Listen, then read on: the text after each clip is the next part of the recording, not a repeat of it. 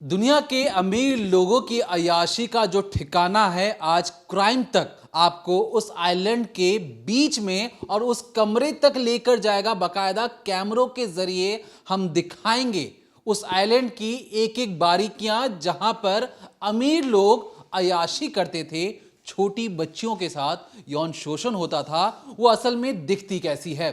दरअसल ये बिल्कुल एक्सक्लूसिव फुटेज जो आप अभी देख रहे हैं अपनी स्क्रीन पर, ये लिटिल जेम्स आइलैंड है, जहां पर जेफरी एप्स्टीन अय्याशी करता था, बड़े बड़े अमीर लोगों को बुलाता था। ये जो आप तस्वीर देख रहे हैं, दूर आपको नजर आ रही होगी हेलीपैड। ये जो हेलीपैड है, यहीं पर अमीर लोग उतरते थे।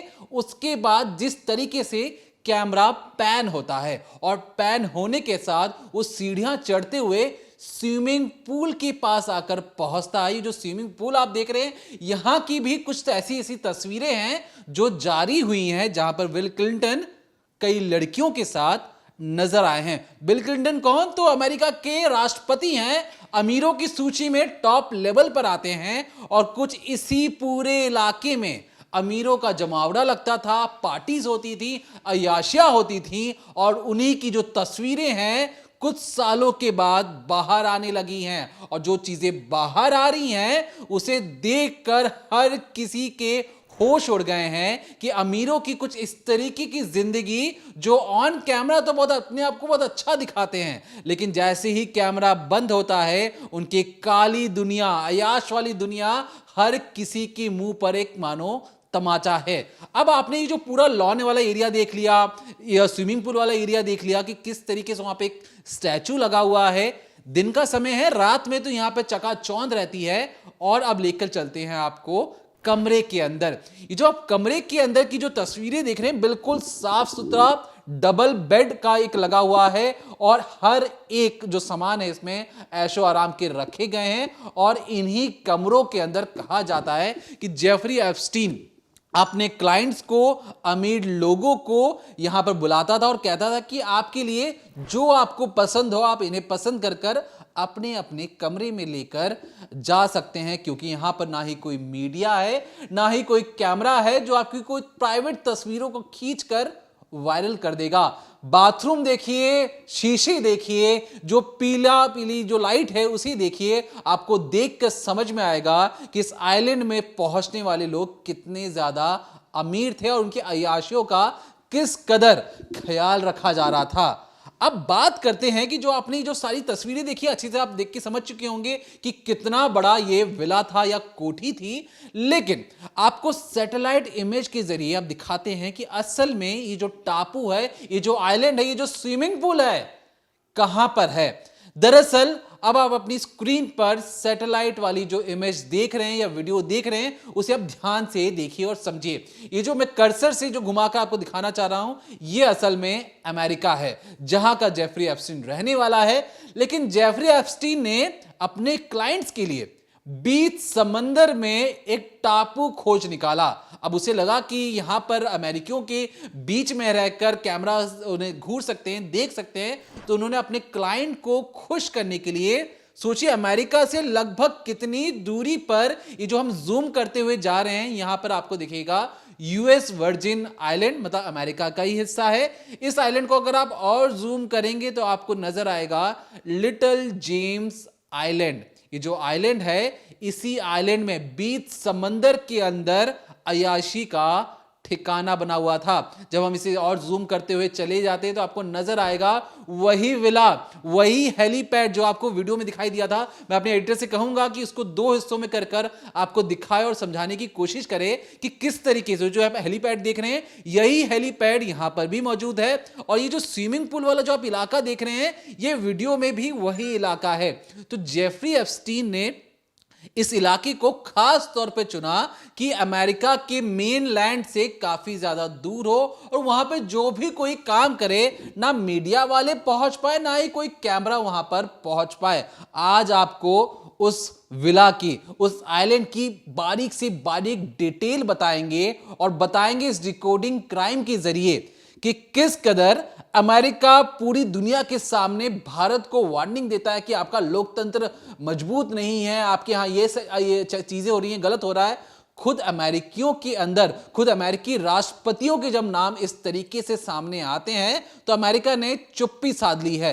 याद रखिए, जब हम इस वीडियो को रिकॉर्ड कर रहे हैं, डोनाल्ड ट्रंप की कुछ लड़कियों के साथ तस्वीर सामने आती है और दूसरी एक और तस्वीर आती है। अचानक से उसे जब रिलीज के बाद गायब करवा दिया जाता है और उस गायब होने के बाद जब सवाल पूछा जाता है डोनाल्ड ट्रंप से कि, और जो डिपार्टमेंट से, कि भैया फोटो आपने क्यों हटा ली, ऐसा क्या चीज था उसके अंदर जो आपको हटाने की जरूरत पड़ी, और अचानक से फिर से डोनाल्ड ट्रंप का तस्वीर जो था उन्हें पब्लिकली करना पड़ता है क्योंकि प्रेशर बहुत ज्यादा बढ़ चुका था। लेकिन बहुत सारी गलतियां वो कर चुके हैं। लगभग 300 जीबी की फाइल थी जिसमें से महज, जो अमेरिका कहता है कि हम लोकतंत्र को मजबूत करते हैं, हमारे यहां सरकार पाक साफ है, कोई गलतियां नहीं करती है, उन्होंने महज 2.15 जीबी, मतलब 300 जीबी का लगभग 1% भी डाटा पब्लिकली भी अवेलेबल नहीं किया जब उनकी कोर्ट ने कहा कि आपको अवेलेबल करवाना पड़ेगा।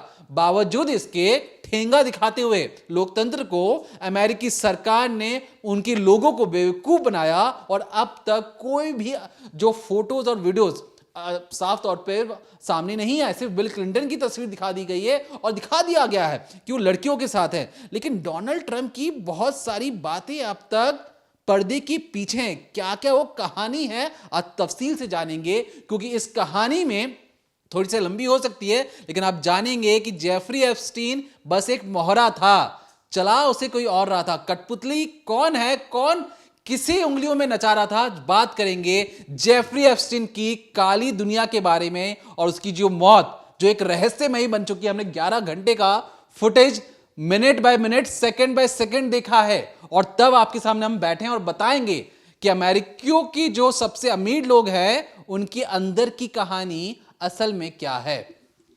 तो जिस तरह से आपने एक विला को देखा जो बताया गया कि जेफरी एप्स्टीन का वही विला है जहां पर छोटी छोटी बच्चियों की आबरू के साथ खेला जाता था, उन्हें लूटा जाता था, और लूटने वाले कौन, वही पब्लिक फिगर वाले लोग थे जो कैमरे के सामने अपनी दूध जैसी चमकती इमेज दिखाते हैं, लेकिन जैसे ही वो इस आइलैंड पे पहुंचते, यहाँ पर पहला कदम रखते, उनकी सारी गंदी सच्चाई यहाँ के कैमरे में कैद हो गई। भले कोई भी मीडिया वहाँ पर नहीं पहुँची, कोई भी रिपोर्टर वहाँ नहीं पहुँचा, कोई भी पब्लिक कैमरा वहाँ नहीं पहुँचा, लेकिन एक कैमरा ऐसा था जो सब कुछ कैप्चर कर रहा था, जो हर तरीके के वीडियो बना रहा था, और अब वही तस्वीर एक एक करके सामने आ रही हैं और सबके राज खोल रही हैं। ये जो आपने आइलैंड देखा, अगर इसके बारे में बात करें तो यहाँ पर जाने के लिए 2 तरह के रास्ते हैं, एक तो हवाई रास्ता है और एक पानी के ज़रिए। लेकिन कि अगर मैं आपसे कहूँ कि यहाँ पर जाने के लिए बहुत ही सीक्रेट तरह से एक प्लान बनाया जाता है और करीब करीब एक प्लेन और एक हेलीकॉप्टर करके इस आइलैंड तक जाया जाता है। सोचिए, किसी आम शख्स के बस की बात ये नहीं है। दरअसल चाहे वो डोनाल्ड ट्रंप हो, बिल क्लिंटन हो, चाहे अमेरिका के कितने भी प्रेसिडेंट हो, बड़े बड़े ब्यूरोक्रेट्स हो, बिजनेसमैन हो, सब के सब ललिता एक्सप्रेस एक प्लेन है, हम आपको बताएंगे ललिता क्या है। एक प्लेन है, उसके ज़रिए जो ये आइलैंड है लिटिल सेंट जेम्स आइलैंड, इसी के करीब एक और आइलैंड है, वहाँ पर लैंड करते हैं ललिता एक्सप्रेस प्लेन के ज़रिए, और फिर दूसरे आइलैंड पर एक हेलीकॉप्टर तैनात रहता है एप्स्टीन की तरफ से, उसमें वो जितने भी पब्लिक फिगर हैं उन्हें बिठाया जाता है और फिर वो जो हेलीकॉप्टर है वो सीधे तौर पर आइलैंड में आके इसी हेलीपैड पर लैंड करता है और यहाँ से फिर गंदे खेल की शुरुआत होती है। लेकिन मैंने जो जिक्र किया, ये जो ललिता एक्सप्रेस है, आखिर ये है क्या? ये जो आप तस्वीर देख रहे हैं ना, ये उसी प्लेन की तस्वीर है जिसके अंदर बड़े बड़े जो बिजनेसमैन हैं जो अय्याशी करने के लिए जाते थे उस आइलैंड पे, इसी प्लेन में बैठकर जाते थे। लेकिन इस प्लेन का नाम ललिता एक्सप्रेस क्यों रखा गया? आखिर ये ललिता है क्या? और आप जब इस ललिता के बारे में समझेंगे और जानेंगे तो आपको समझ में आएगा कितनी ही चालाकी से, कितनी चतुराई से और कितनी जो जेफरी एप्स्टीन थी उसकी सोच भी कितनी गंदी थी। दरअसल देखिए, ये जो ललिता है ये एक अमेरिकन और रशियन एक नॉवेलिस्ट थी, व्लादिमीर करके उनका नाम था। उन्होंने एक बुक लिखी थी। उस बुक के जो कॉन्टेक्स्ट था वो ये था कि एक छोटी बच्ची है करीब 12 साल की, और उस 12 साल की बच्ची से एक अधेड़ उम्र के शख्स को प्यार हो जाता है। उस बच्ची को देखकर होती सिर्फ हवस थी, लेकिन वो उसको नाम देता है कि मुझे उस बच्ची से प्यार है, मैं इससे बहुत प्यार करता हूँ, और नाम रखा गया था डोलोरेस हेज। ये बच्ची का नाम रखा गया था और उसमें बताया गया था कि हम्बर्ट करके एक एजड मैन है जिससे उस 12 साल की बच्ची से प्यार है। और वो जो बुक थी लॉलिता, उसके अंदर उस 12 साल की बच्ची को तमाम तरीके की यातनाएं देता, तमाम तरीके से उसके साथ जब वो सेक्स करता, जब संबंध बनाता, तो ऐसी ऐसी चीज़ें करता है जिससे उस बच्ची को पीड़ा हो। उस किताब के अंदर ये सारी चीज़ें मेंशन की गई हैं। उस किताब के अंदर लिखा गया है कि किसी के साथ रिलेशन बनाते वक्त किस तरीके से उसे टॉर्चर किया जाता है। खासकर अगर हम बात करें तो Lolita is equal to torture. आप किस तरह से रिलेशनशिप में किसी को टॉर्चर कर सकते हैं, और उस किताब के अंदर एक एक चीज़ बारीकी से मेंशन थी। और इसी वजह से ये जो किताब है, जो लॉलिता लिखी गई, आप यूँ समझिए ऑस्ट्रेलिया, अर्जेंटीना, साउथ अफ्रीका, कई ऐसे देश हैं जहाँ पर उन्हें बैन किया गया, क्योंकि जो भी इसे पढ़ रहा था उसके दिमाग में खुराफात जाग रही थी, उसके दिमाग में ऐसी चीज़ें घर कर रही थी। और सोचिए, इसी नॉवल को जब जेफरी एप्स्टीन ने पढ़ा तो उसने कितना गंदा खेल रचना शुरू कर दिया। उसने एक अय्याशी का अड्डा तैयार कर दिया, और ठीक इसी किताब की ही तर्ज पर, यानी लॉलिता की ही तर्ज पर, उसने छोटी छोटी बच्चियां 11 साल, 12 साल, 13 साल, आप सोचिए 18 साल से जो जिनकी कम उम्र है, उन्हें इकट्ठा करना शुरू किया, उन्हें टॉर्चर करवाना शुरू किया, बड़े बड़े लोगों को ले जाता और बिल्कुल इसी किताब की तर्ज पे जो जो चीज़ें उसमें लिखी थी उन्हें उस तरह से टॉर्चर करवाता सेक्स के दौरान। यहाँ तक कि उन्हें तमाम तरीके की दवाई भी दी जाती थी, उन्हें एंटी एजिंग पिल्स भी दी जाती थी ताकि वो बच्चियाँ कभी बड़ी ही ना हो और जो लोग आ रहे हैं वो उनकी खूबसूरती देखें और उसको उस चीज़ का पैसा मिलता रहे। अब इसके अलावा बहुत सारी चीज़ और हैं। दरअसल जब लॉलिता के बारे में और ज़्यादा पढ़ा गया, सारी चीज़ें निकालने की कोशिश की गई, तो पता लगा, अगर अभी भी आप गूगल पर जाकर सर्च करेंगे लॉलिता, तो आपको पता लगेगा कि इस वक्त यानी आज 2025 में ये एक स्लैंग है जिसका ज़्यादातर यूज़ किया जाता है सेक्सुअल प्लेजर के लिए, कि छोटी बच्चियों को कैसे सेक्सुअली प्लेजर किया जाए, कैसे उन्हें टॉर्चर किया जाए। लॉलिता LOLITA ये इतना ज़्यादा फेमस हो गया कि इसको लिखोगे तो सीधे आपको यही चीज़ देखने को मिलेगी। अब यहाँ पर मैं आपको कुछ तस्वीरें दिखा रही हूँ। इसमें आपको दिखेगा कि एक लड़की का पैर आपको नज़र आएगा, इस एडी वाला एरिया है, इसके अलावा कुछ जो आर्म्स का एरिया है वो नज़र आएगा, और वहाँ पर कुछ कोट लिखे हुए। उन कोट को अगर आप ध्यान से पढ़ना चाहेंगे तो उसमें शुरुआत में आपको सबसे पहला जो मैं एक फुटेज दिखा रही हूँ उसमें आप देखिए लोलिता लिखा हुआ है। ये वो लड़कियां हैं, ये वो बच्चियां हैं जिनके शरीर पर गुदवाया गया, इंक से लिखवाया गया लोलिता के बारे में। लोलिता दरअसल जिस तरह से मैंने आपको बताया कि एक किताब थी जिसके अंदर बहुत सारी ऐसी चीज़ें लिखी थी। अब जब जेफरी एप्स्टीन ने उस किताब को पढ़ा तो उसे लगा कि मैं भी तो अपने जो आइलैंड उसने बनाया, जो उसने अय्याशी का अड्डा बनाया, वहाँ पर वो क्या काम करवाता था, बच्चों के साथ सेक्स ही तो करवा रहा था, उनका यौन शोषण ही तो करवा रहा था। और ऐसे में उसने जिस चीज़ से यानी जिस वाहन से वो अपने क्लाइंट्स को लेकर जा रहा था, उसने उसका नाम ही लॉलिता रख दिया। और इसके बाद इतने पर भी इन लोग का अत्याचार नहीं रुका, ये उन बच्चियों पर गुदवाते थे, उन पर लिखते थे। अब जैसे देखिए इसमें लिखा है Lolita the tip of the tongue taking a trip of 3 steps down the palate of tap at 3 on the teeth. यहाँ पर जो पूरा डिस्क्रिप्शन है अगर आप इसे गौर करेंगे तो लॉलिता, जब लॉलिता बोला जाता है तो जिस तरह से जो हमारी टंग है वो हमारे ऊपर वाले तालू से टकराती है, और जिस तरह से जो हम उच्चारण करते हैं ठीक उसका डिस्क्रिप्शन यहाँ पर लिख दिया गया है। इसके अलावा एक और तस्वीर अगर आप देखेंगे तो यहाँ पर जो प्लेन है वो एक जगह पर खड़ा हुआ है, तो उसके बारे में डिस्क्राइब किया जा रहा है। इसमें भी आप शी वॉज लो और प्लेन लो, यानी कि बार बार लॉलिता का जिक्र किया जा रहा है। एक और तस्वीर में आप देखेंगे तो लिखा है शी इज़ लॉला विद स्लैक्स। तो जहाँ पर भी जितने भी डिस्क्रिप्शन है सारे उस लॉलिता के बारे में किए गए हैं, और लॉलिता क्या है उसी किताब के संदर्भ से लिया गया है जहाँ पर 12 साल की बच्ची को एक बूढ़ा आदमी सेक्स करते वक्त लगातार टॉर्चर कर रहा था। तो ये आपने समझा कि आखिर लॉलिता है क्या। अब अगर इस आइलैंड की बात करें, इस आइलैंड को बनवाया कैसे गया और इसमें जो विला खड़ा किया गया वो कैसे आया और किस तरह से दुनिया की नज़र में आया, और आखिर इसको बनाने का मकसद क्या था। इस आइलैंड में जो ये अय्याशी का अड्डा बना, जेफरी एप्स्टीन ये सारे काम तो अमेरिका में कर सकता था, उसके रिलेशन तो वहाँ बहुत अच्छे हो गए थे, तो यहाँ पर आने की ज़रूरत क्या थी। तो देखिए दरअसल ये जो आइलैंड है अगर हम इसकी बात करें तो ये करीब करीब आप यूँ समझिए 71 एकड़ में फैला हुआ है, यानी कि 54 फुटबॉल के जो प्लेग्राउंड होते हैं अगर आप उनको मिला दें तो सोचिए ये उतना बड़ा आइलैंड है। और यहाँ पर अक्सर आप देखिए जितने भी न्यूज़ देख रहे हैं या जैसे भी चीज़ें हैं, तो यहाँ पर पार्टियाँ होती थी, शराब, लड़कियाँ, यही सब चीज़ें चलती थी और ख़ासकर नाबालिग लड़कियाँ यहाँ पर बुलाई जाती थी। उनको बरगलाया जाता था, कुछ लोग को तो बरगला कर लाते थे और कुछ लोग को धमकी देते थे और कुछ लड़कियों को उनके परिवार से पैसे देकर खरीद लिया जाता था और उन लड़कियों को यहाँ पर लाकर रख दिया जाता था। परिवार से जाकर कहते थे कि आपकी बेटी को हम मसाज करवाएंगे, आपको अच्छी खासी आमदनी मिलेगी। परिवार को चीज़ें समझ नहीं आती थी स्टार्टिंग में, उन्हें लगता कि ठीक है, कोई बाबू साहब आए हैं, बच्ची को लेकर जाएंगे, जॉब दिलवाएंगे और वहाँ से बच्ची को ले जाकर सीधे तौर पर इस आइलैंड में रखा जाता था। फिर इसी आइलैंड पे उनके साथ गंदी हरकतें की जाती थी। अब इस आइलैंड में मैं आपको 2 तस्वीरें दिखाना चाहती हूँ। ये जो आप मेन एक जगह देख रहे हैं या जो ये चीज़ देख रहे हैं, ये एक मेन बंगला है जहाँ पर उन बच्चियों को रखा जाता था और इसी लोकेशन पर उनके साथ रेप होता था, उन्हें टॉर्चर किया जाता था। यहीं पर जितने भी बड़े बड़े ब्यूरोक्रेट्स हैं, जो प्रेसिडेंट हैं, जिनकी भी तस्वीरें अब सामने आ रही हैं, वो यहीं पर आकर रुकते थे। इसके अलावा एक तस्वीर और देखिए, ये आपको दिख रहा होगा, इस पर आपको ऊपर एक गोल्डन कलर का डोम दिखाई दे रहा होगा।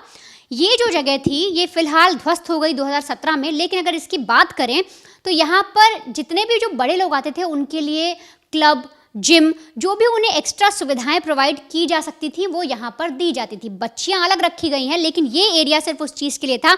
एक आपको पूरी जो साइड दिख रही है, यहाँ पर ज़्यादा से ज़्यादा लोग आते थे, जब वो रुकते थे, पार्टीज करते थे, उसके बाद अगर उन्हें जिम करना हुआ, पूल करना हुआ, क्लबिंग करनी हुई, तो वो इस जगह पर आकर रुकते थे। इस आइलैंड के बारे में आपको जानकर ये भी हैरानी होगी कि इस आइलैंड में जो आप यूँ देखिए, पूरा जो एरिया है समंदर से घिरा हुआ है, तो पानी जो था वो खारा था। अब यहाँ पर सवाल उठता है कि एक शख्स ने इतनी बड़ी बिल्डिंग बना दी, एक तरीके से उसने जिम, क्लब सब कुछ बनाकर रख दिया, तो पानी कैसे वो ठीक करता था, मीठा पानी कैसे करता था? तो आप यूँ सोचिए, बाकायदा जो खारा पानी है उसे मीठा पानी में कन्वर्ट करने के लिए भी पावर प्लांट लगा हुआ है। इसके अलावा इलेक्ट्रिसिटी का प्लांट भी यहाँ पर लगवाया गया। एक आइलैंड है, क्योंकि इस जगह पर कुछ भी ऐसा नहीं है, तो आप इसकी धाक देखिए, आप इसके कॉन्टैक्ट देखिए जेफरी एप्स्टीन के, कि किस तरीके से उसने एक वीरान सी जगह पे, सुनसान सी जगह पे, जहाँ पर कोई भी कनेक्टिविटी नहीं है, शहर से, देश से दूर, एकदम दूर दराज जगह पर है, और यहाँ पर उसने इस तरह से प्लांट लगाया जिससे बिजली और पानी की भी भरपूर व्यवस्था हो रही थी। अब दरअसल ये जो जेफरी एप्स्टीन है, अगर इसकी मैं छोटी सी आपको बात बताती हूँ उसकी बैकग्राउंड की, फिर बताती हूँ कि आखिर ये आइलैंड इसने क्यों बनाया। तो दरअसल जो जेफरी एप्स्टीन है, ये बचपन से इसे मैथ्स का शौक रहा। इसके जो पिता थे वो कूड़ा बीनते थे, माँ हाउसवाइफ थी, तो ऐसे में बच्चे को अमीर होने का शौक था। इसे पता था कि गरीबी में जीना अच्छी बात नहीं होती, और इसलिए इसने पढ़ाई की, बड़ा होकर प्रोफेसर बना, और मैथ्स का प्रोफेसर होने के नाते इसकी जो कॉन्टैक्ट बने वो धीरे धीरे कुछ बड़े लोगों से बनते चले गए। अब इसने उनके उन पैसों को फाइनेंस में लगाना शुरू किया, इन्वेस्टमेंट करनी शुरू की, जिसका रिटर्न इसे अच्छा मिला और इसने लोगों को रिटर्न अच्छा दिलवाया। लोगों का भरोसा जो है जेफरी एप्स्टीन पर जमता चला गया। अब एक कदम इसने और आगे लिया। अब इसने क्या किया कि बाकायदा प्रोफेसर छोड़कर इसने सोचा क्यों ना मैं एक फाइनेंसर ही बन जाऊं, लोगों से पैसे लूं, इन्वेस्ट करूं और उनका पैसा अच्छा रिटर्न दिलवाऊं और अपना भी कमाई करूं। इसी सिलसिले में धीरे धीरे जो इसकी मुलाकात है वो और ज़्यादा बड़े लोगों से होने लगी, और ज़्यादा अमीरों से होने लग गई, और एक समय ऐसा आया कि जितने भी ए लिस्टर्स बिजनेसमैन हैं उनके साथ जेफरी एप्स्टीन उठता और बैठता था, क्योंकि उसने उन्हें इतना रिटर्न दिलवा दिया कि सबको लगा कि भाई जेफरी एप्स्टीन को अगर आप अपना पैसा दे रहे हैं, उसके साथ बिजनेस कर रहे हैं, तो आप समझिए कि आपकी दिन दुनी रात चौगनी तरक्की होगी, और इसी का फ़ायदा इसने उठाया। अब जेफरी एप्स्टीन को लगता है कि ये जो सेलिब्रिटीज़ हैं, ये जो बड़े बड़े लोग हैं, चाहे वो राष्ट्रपति ही क्यों ना हो, इन सबको क्या चाहिए होती है? प्राइवेसी। आप अगर अपने इंडियन मीडिया की बात करें तो आप कई बार देखेंगे कि जो एयरपोर्ट पे जो सेलिब्रिटीज़ आते हैं उन्हें कई बार नहीं अच्छा लगता कि वहाँ पर बहुत सारे रिपोर्टर्स खड़े हुए हैं, या वो लोग भी चाहते हैं कि उनकी जो लाइफ है, जो पर्सनल लाइफ है, उसे पर्सनल रखा जाए, कहीं पर भी कैमरा लेकर लोग ना घुस जाए। अब जेफरी एप्स्टीन को समझ में आता है, जब वो बड़ी बड़ी पार्टियों में जाता है, बड़ी बड़ी जगह बैठता है, तो उसे समझ में आता है कि जितने भी सेलेब्स हैं और जो भी ये बड़े लोग हैं, बिजनेसमैन हैं, इन पर हर वक्त जो कैमरा है वो देखता रहता है, और जो इनकी रियल लाइफ है ना, ये जैसे हैं असल ज़िंदगी में जैसे हैं, या जो भी ये प्राइवेट मोमेंट चाहते हैं वो वैसा नहीं जी पाते हैं। ये अपनी वाइफ के साथ भी बाहर निकल रहे हैं तो कैमरा इन्हें कैप्चर कर रहा है, और इसी का फ़ायदा उठाया जेफरी एप्स्टीन ने। जेफरी एप्स्टीन के दिमाग में प्लान आया और उसे लगा क्यों ना मैं इन लोगों की प्राइवेसी ही खरीद लूँ, मतलब कि मैं इन लोगों को वो जगह दूँ जहाँ पर ये अपने प्राइवेट मोमेंट बिता सकें, अपना प्राइवेट टाइम बिता सकें, कायदे से इनका पर्सनल स्पेस मैं इन्हें दे देता हूँ और उसके बदले में मैं इनसे पैसे लेता हूँ। अब इसी सिलसिले में उसने अमेरिका में कई सारे विला खरीदे, वहाँ पर इसने बड़े बड़े प्रेसिडेंट्स को बुलाया और जो भी बिजनेसमैन थे उन्हें बुलाया, और वहाँ पर भी एक काम वही सारी चीज़ें कर रहा था। पार्टियाँ हो रही थी, शराब थी, लड़कियाँ थी, लेकिन अब चीज़ें ऐसी हो गई, कई बार जो वहाँ पर नेबर्स थे, जो लोग थे, भले वहाँ पर कैमरा नहीं पहुँच रहा, लेकिन उन लोगों ने ये सारी चीज़ें देखी। अब मान लीजिए कोई प्रेसिडेंट किसी विला में जा रहा है और किसी ने देख लिया तो बात तो बनेगी। अब ये सारी चीज़ें जब हुई तो एप्स्टीन को लगा कि ऐसे बात नहीं बनेगी, और फिर इसीलिए 1998 में उसने 71 करोड़ में ये जो विला, ये जो पूरा आइलैंड आप देख रहे हैं, इसको ख़रीदा, प्राइवेट किया, और फिर इस पे ये विला बनाया जिसकी हमने आपको तस्वीर दिखाई। और फिर इसने शुरू किया कि मैं जो पर्सनल स्पेस है, जो प्राइवेट जगह है, वो अब मैं इस आइलैंड पे मुहैया कराऊंगा इन बड़े बड़े लोगों को, जहाँ पर आप सोचिए नेबर्स तो क्या, एक कौवा भी इनको नहीं देख पाएगा। और इसीलिए उसने बाकायदा इस आइलैंड को इतना लेविश बनाया, और फिर इसने वहाँ पर पार्टियाँ ऑर्गेनाइज करनी शुरू की। शुरुआत में पार्टियाँ करनी शुरू की, मीटिंग्स करनी शुरू की बड़े बड़े बिजनेसमैन को बुलाकर। लेकिन धीरे धीरे जब इसे समझ में आता गया कि कौन किस तरह का है, इसने लोगों की दुखती रग पकड़ी, आप यूँ समझिए उनकी नब्ज़ पकड़ी, उनको समझना चाहा किसको लड़कियों का शौक़ है, कौन शराब का आदी है, कौन किस तरह से बात करता है। हर चीज़ को इसने परख कर पूरी प्लानिंग प्लॉटिंग के साथ वहाँ पर लोगों को बुलाना शुरू किया और बच्चों को इकट्ठा करना शुरू किया मसाज के जरिए, और फिर इसने अपना गंदा खेल खेलना शुरू कर दिया। अब ये आइलैंड की कहानी आप समझ गए किस तरह से एप्स्टीन ने चीज़ें शुरू की, लेकिन यहाँ पर अब भी तमाम तरीके के सवाल हैं। जब ये सारे डॉक्यूमेंट सामने आए, जैसा शुरुआत में दीपक ने कहा था कि सारे डॉक्यूमेंट्स आने के बावजूद ट्रंप की फ़ोटो वहाँ से हटा ली गई और उसके बाद फिर से जारी की गई, जिसके अंदर कई सारी चीज़ें छुपा के जारी की गई। मैं आपको दो तस्वीर दिखाती हूँ। डोनाल्ड ट्रंप को आप देख रहे हैं, यहाँ पर कई सारी लड़कियों के साथ वो खड़े हैं, लड़कियों के चेहरे ब्लर हैं। इसके अलावा एक दूसरी तस्वीर आपको दिखाती हूँ, इसमें आपको दिखेगा ट्रंप है लेकिन वो अपनी पत्नी के साथ मौजूद हैं। दूसरी तरफ जेफरी एप्स्टीन आपको दिखेगा, और जो जेफरी एप्स्टीन है वो भी अपनी गर्लफ्रेंड मैक्सवेल के साथ आपको दिखाई दे रहा है। तो इस तस्वीर को बिल्कुल भी आपत्तिजनक नहीं कहा जा सकता। अब कई सारे डॉक्यूमेंट्स आप यहाँ पर स्क्रीन पर देखिए, उसमें देखिए ब्लैक कलर से या ब्लैक पेंट कर रखा है, पूरा हाइड कर रखा है। एक पेपर और देखिए, ये तो आप समझिए पूरा ही ब्लैक कर रखा है।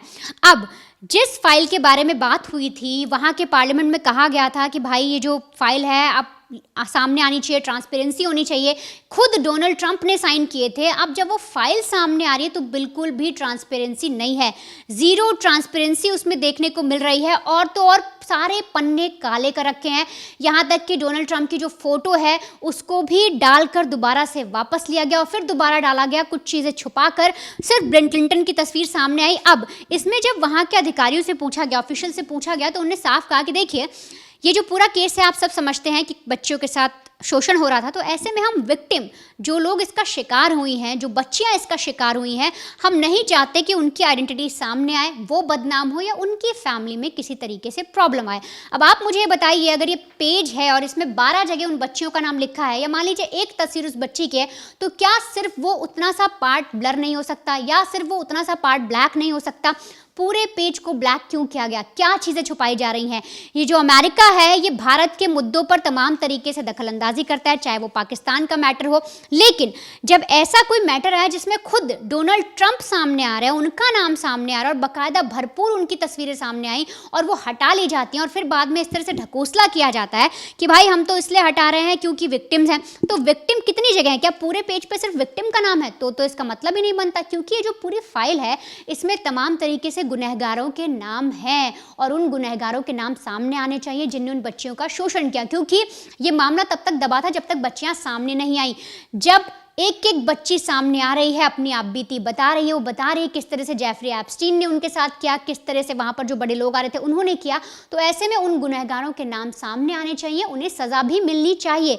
अब जिस तरह से ट्रंप की चीज़ें छुपाई जा रही हैं, तो ऐसे में आपको आप आगे ये भी समझिए किस तरह से ये जो देश है कैसे कुछ चीज़ों को छुपाना चाह रहा है, किसके कहने पर ये चीज़ें हो रही हैं, क्या ट्रंप के कहने पर ये सारी चीज़ें हुई? क्योंकि जब 2019 में जेफरी एप्स्टीन की मौत हुई थी तब भी सीधे तौर पर ट्रंप पर इल्ज़ाम लगे थे।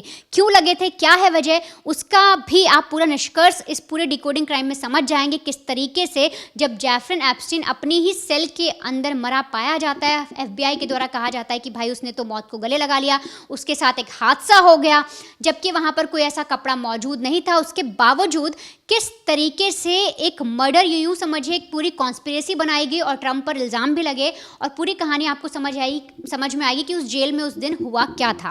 किसी आम इंसान की मौत होती तो बात कुछ और होती। यहां पर अमीरों के बेस्ट फ्रेंड, अमीरों के जिसके पास फोटोग्राफ्स और वीडियोग्राफी थी, उस अमीर लोगों की दोस्त या कहें प्रेसिडेंट के बेस्ट फ्रेंड दोस्त पर आरोप लगा कि वो छोटी बच्चियों के साथ यौन शोषण करता है, वो लड़कियों को अपने प्राइवेट विला पर बुलाता है। सारे इल्जाम प्रेसिडेंट के बेस्ट फ्रेंड पे लग रहे थे, ट्रम्प के दोस्त पर लग रहे थे, माइकल जैक्सन की दोस्त पर लग रहे थे, बिल गेट्स के दोस्त पर लग रहे थे।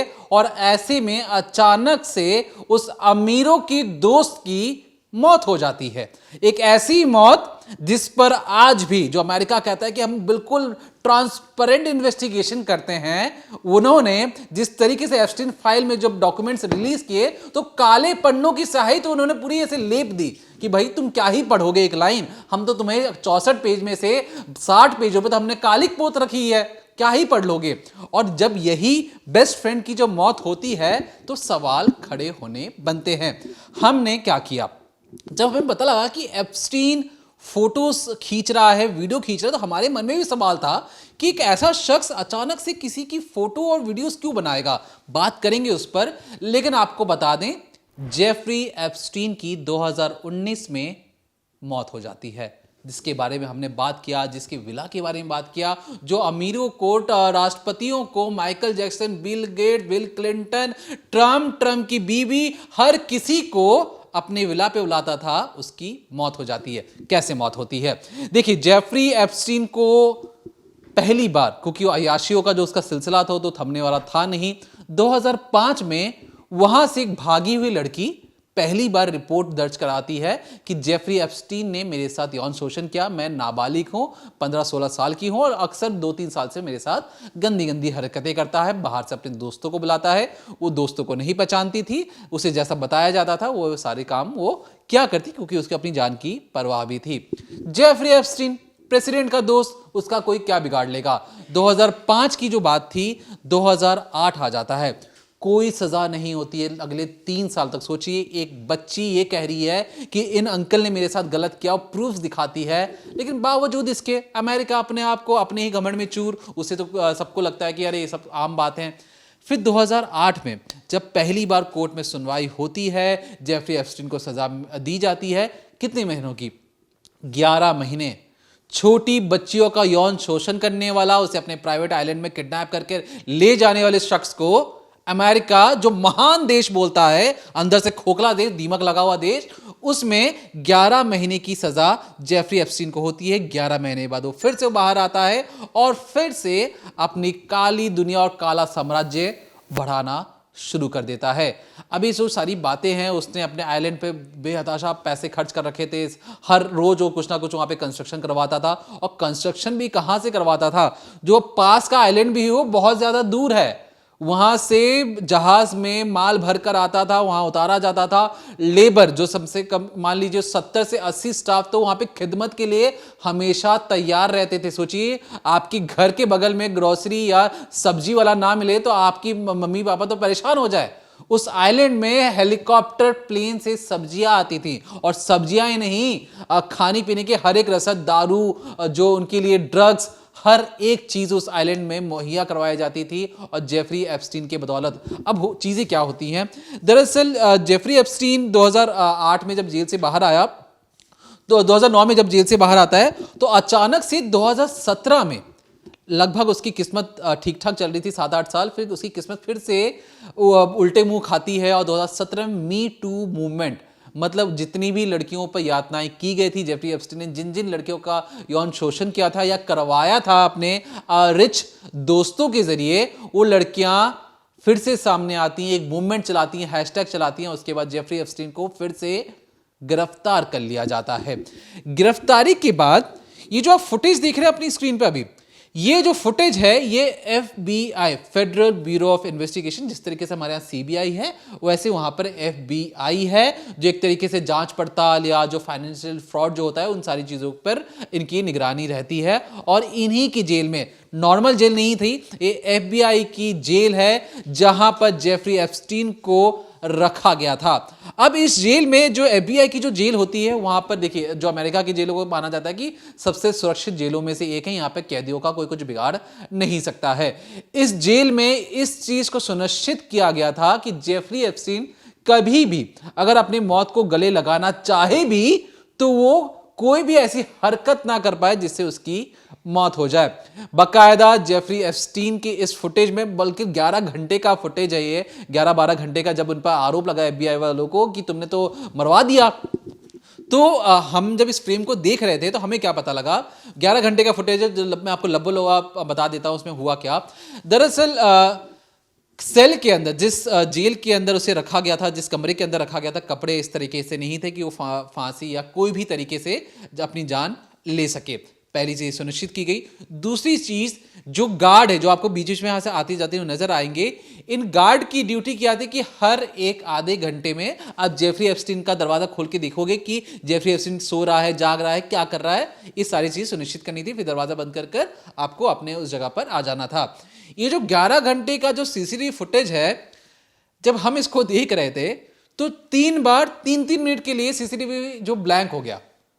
आप समझेंगे, एक आधुनिक देश जो अपने आप को बोलता है कि हम दुनिया की महाशक्ति हैं, दुनिया हमारे सामने घुटने टेकती है, हम दुनिया के सबसे पावरफुल देशों में से एक हैं, उनके यहाँ का कैमरा 3-3 मिनट के लिए 3 बार ऑफ हो जाता है। क्यों ऑफ हो जाता है, क्या जो उनकी टेक्निकल जो वजह रही होंगी।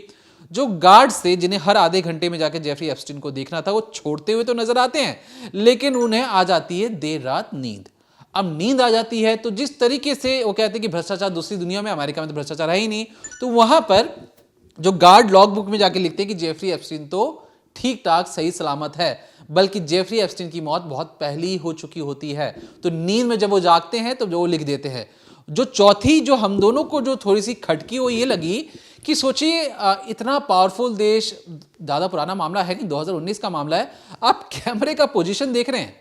कैमरे का पोजीशन कहां लगा है, सीढ़ियों के पास कैमरा लगाया गया है, ना ही साफ तरीके से पता लग पा रहा है। वो तो FBI के रिकॉर्ड में लिखा है कि जेफरी एप्स्टीन है, वो तो हमें खुद भी डाउट है कि जेफरी एप्स्टीन है भी कि नहीं है। आपको सेल के आसपास लगाना चाहिए था, सेल के अंदर भी लगाना चाहिए था, लेकिन आपने जो कैमरा पता नहीं कहां पर लगाया, कितनी घटिया क्वालिटी का कैमरा यूज किया है इन अमेरिकियों ने कि अपने ही अपराधी को पहचान नहीं पा रहे हैं, और उनकी उस अपराधी की मौत भी हो जाती है, उसका भी कोई ब्यौरा नहीं है। और ये ज्ञान देते हैं पूरी दुनिया को कि ह्यूमन राइट्स में ख्याल रखना चाहिए, अपने ही कैदी की जान नहीं बचा पा रहे हैं। और जब ये मौत होती है तो सवाल खड़े होते हैं कि एक जो रिच लोगों का दोस्त है, रिच मतलब जो अल्ट्रा रिच हैं, जो प्रेसिडेंट के दोस्त हैं, जो माइकल जैक्सन, डोनाल्ड ट्रंप के दोस्त हैं, उसकी मौत किस तरीके से हो जाती है।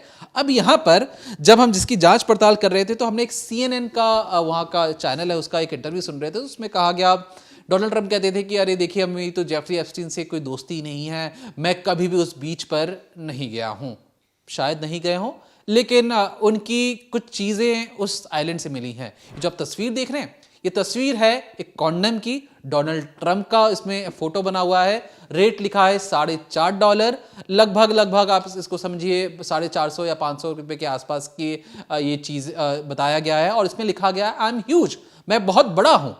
तो इससे क्या मायने निकाले जाने चाहिए, क्योंकि जो डोनाल्ड ट्रंप तो कह रहे हैं कि हम तो वहां पर गए नहीं, फिर डोनाल्ड ट्रंप की तस्वीर आती है, मेलानिया ट्रंप उनके बगल में खड़ी रहती हैं, और बिल्कुल देखिए किस तरीके से ब्रेन वॉश किया जाता है और अपनी छवि साफ दिखाई जाती है। डोनाल्ड ट्रंप की सिर्फ वही तस्वीर दिखाई गई जिसमें वो खड़े दिखाई दे रहे हैं अपनी बीवी के साथ, और साथ में जो उनके दोस्त और उनकी बीवी खड़ी है, जो आप अपनी स्क्रीन पर भी देख रहे हैं। तो ये साफ तौर पर बताने की कोशिश है कि डोनाल्ड ट्रंप तो बिल्कुल पानी की तरह एकदम नीट एंड क्लीन है, आप आर पार देख सकते हैं। लेकिन गलती से FBI वालों से एक तस्वीर रिलीज हो गई जिसमें डोनाल्ड ट्रंप बाकी लड़कियों के साथ नजर आ रहे हैं, जो उसमें से कई लड़कियों की उम्र कम भी है।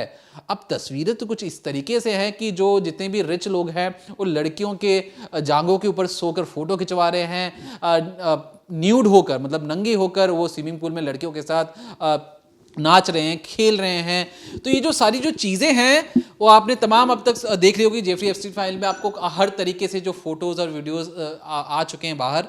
लेकिन हमारा तो ये कि जब इतने पावरफुल दोस्त होने के बाद भी अगर जेफरी एप्स्टीन की मौत हो जाती है, वो अभी भी रहस्य में ही बनी हुई थी। जब डॉक्यूमेंट्स रिलीज करने के बारे में बात कही जाती है तो उसमें भी काली पोत दी जाती है। तो हमने सोचा कि जेफरी एप्स्टीन के घर में अगर कोई मेहमान आ रहा है, उन लोगों को जिन लोगों ने सिर्फ प्राइवेसी के लिए ही पैसे दिए थे और कहा था कि हमारी प्राइवेसी बची रहनी चाहिए, बाकी तुम्हें जितने पैसे लेने हैं ले लो, तो वहां पर जेफरी एप्स्टीन अपनी फोटो क्यों खिंचवा रहा था? वो कौन शख्स था जो उस कैमरे के पीछे से उन लोगों की तस्वीर निकाल रहा था? क्योंकि सख्त हिदायत थी, तस्वीर कोई नहीं लेगा। तो हमने भी थोड़ी जांच पड़ताल की, पता लगा कि जेफरी एप्स्टीन के बगल में जो लड़की खड़ी है ये उसकी गर्लफ्रेंड है, और गर्लफ्रेंड के जो पिता हैं वो इजराइल से इनका अच्छा खासा संबंध है, मतलब वो मोसाद के एजेंट रह चुके हैं। जब इसकी गर्लफ्रेंड की पिता की मौत हुई तो मोसाद के एजेंट इसी आइलैंड पे 15-16 एजेंट आते हैं, रहते हैं और वापस चले जाते हैं। कहा तो दबी जुबान में ये भी जाता है कि जेफरी एप्स्टीन और उसकी गर्लफ्रेंड ने अपने ससुर की या कि अपने पिता की जो नेटवर्क थी, जो जासूसी नेटवर्क था, उसे बढ़ाने का काम किया अमेरिका में, और जितने भी अमीर लोग या इन्फ्लुएंशियल लोग थे उनकी प्राइवेट मोमेंट्स की तस्वीरों को खींचकर अपने पास रख लिया। कितनी तस्वीर खरीदी होगी आपको क्या लगता है? 100 फोटो खींची होगी, 200 खींची होगी? 95,000 फोटोज एंड वीडियोस हैं। एक मीडिया संस्था के पास भी इतनी फोटोग्राफ्स या वीडियोस नहीं होते हैं, और ये सारी जो तस्वीरें हैं बिल्कुल सीक्रेट हैं। ऐसी तस्वीरें हैं जिसे देखकर आपका दिमाग घूम जाएगा। जिस राष्ट्रपति के लिए फौजें कस्में खाती हैं, वो राष्ट्रपति लड़कियों के साथ अय्याशी कर रहा है, छोटी बच्चियों के साथ दिख रहा है, और तमाम तरीकों से वहां पर फोटोज और वीडियोस जो थे वो रिलीज ही नहीं किए जा रहे हैं। अब यहां पर तो ये बनता है कि इजराइल और मोसाद की जो चीजें हैं ये क्यों सामने आ रही हैं? दरअसल अगर आपने कभी भी देखा हो, अमेरिकी हमेशा इजरायलियों का साथ देते हैं। तो कहा तो दबी जुबान पे ये भी जाता है कि इजरायलियों के पास कुछ ऐसी चाबी है, वो जब चाहें जिसे चाहें उसका इस्तेमाल कर कर अपने हक में अमेरिकियों का फैसला करवा लेते हैं, चाहे छोटा सा छोटा मुद्दा ही क्यों ना हो। और इसलिए आप हमेशा देखते होंगे कि अमेरिकी और इजरायलियों में अच्छी खासी दोस्ती है। एक ऐसी स्ट्रांग लॉबी काम करती है जिसमें इजरायलियों के खिलाफ कभी भी अमेरिकी बोलने से बचते हैं। तो क्या इजरायलियों के पास या मोसाद के पास जेफरी एप्स्टीन के लिए काम कर कर उन्हें कुछ ऐसी तस्वीरें भेज रहा था कि जब भी इजराइल में मुसीबत आएगी उस तस्वीर को दिखाकर इजराइल अपना काम करवा सकता है? एक और चीज है, साथ ही साथ जेफरी एप्स्टीन पर एक आरोप ये भी लगा कि वो CIA के लिए भी काम करता है। CIA मतलब जो अमेरिका की खुफिया एजेंसी है, वो अपने ही लोगों पर ब्लैकमेल करने के लिए एक बैकअप प्लान तैयार कर रहे थे, जिसमें जेफरी एप्स्टीन की अहम भूमिका थी। तो जासूसी दुनिया से भी जेफरी एप्स्टीन का अच्छा खासा ताना बुना है, क्योंकि सोचिए एक कितना ही बड़ा फाइनेंसर क्यों ना हो, उसकी पहुंच एक प्रेसिडेंट तक कैसे पहुंच सकती है? वो इतना जल्दी अमीर कैसे बन सकता है जब तक कि किसी जासूसी दुनिया या जासूसी यंत्र का इस्तेमाल करके उसे फटाफट उसे अमीर ना बनाया गया हो, उसकी दोस्ती उन लोगों में ना कराई गई हो। एक ऐसा शख्स जिसका बाप कचरा बीनता था, मां कॉलेज में पढ़ाती थी, उसने गरीबी देखी और बाद में उसने फैसला किया कि मैं इस गरीबी को दीवार को तोड़कर अमीर बनूंगा, और अमीर बनने के साथ उसकी जो मन के अंदर जो शैतानी ख्वाहिश थी कि मैं छोटी बच्चियों का यौन शोषण करूंगा, लोलिता जैसी किताबें पढ़कर मैं एक ऐसी चीज अपने अंदर लाऊंगा कि मैं छोटी बच्चियों के साथ भी गलत काम करूं और अपने दोस्तों को भी करवाऊं, और ये जो अमीर लोग हैं इसके लिए राजी भी हो जाते हैं। अब जब सारी चीजें, सारे डॉक्यूमेंट्स, जो चीजें थी वो पब्लिकली नहीं की जा रही हैं, FBI के जो इंडियन ही हैं, अमेरिकन इंडियन है, जब उनसे पूछा गया पटेल साहब से कि बताइए कि क्या आपने कभी डोनाल्ड ट्रंप को एप्स्टीन फाइल में उनकी फोटोज को लेकर बताया, उन्होंने कहा कि देखिए मेरी कभी डायरेक्ट प्रेसिडेंट से बातचीत हुई नहीं। जो सीनेटर थे, जो सांसद थे, उन्होंने पूछा कि ठीक है, अगर आपने डोनाल्ड ट्रंप को नहीं बताया, क्या उनके सलाहकारों से कभी आपने डिस्कस किया कि एप्स्टीन फाइल में उनकी जिक्र है? तो पटेल साहब कहते हैं कि देखिए मेरी कई मौकों पर जो डोनाल्ड ट्रंप के सलाहकार है उनके साथ बातचीत हुई है और एप्स्टीन फाइल को लेकर बातचीत हुई है, लेकिन हमने उस फोटो को हटाने या उस फोटो को पब्लिकली करने की ऐसी कोई भी बात का जिक्र डायरेक्टली नहीं किया है, मतलब इनडायरेक्टली जरूर किया है। तो उन्होंने पूछा कि क्या आप इसका जवाब हाँ या ना में दे सकते हैं?